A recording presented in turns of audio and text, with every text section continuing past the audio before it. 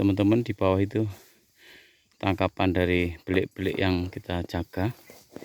Itu mulai dibangun agroforestry. Nah, ini kawasan ini bekas longsoran curam.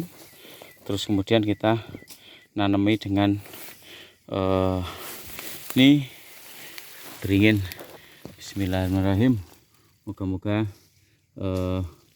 nanti beringinnya hidup, bisa menjadi salah satu penahan air, sekaligus tempat hidupnya satwa-satwa liar di sini, burung-burung dan lain sebagainya.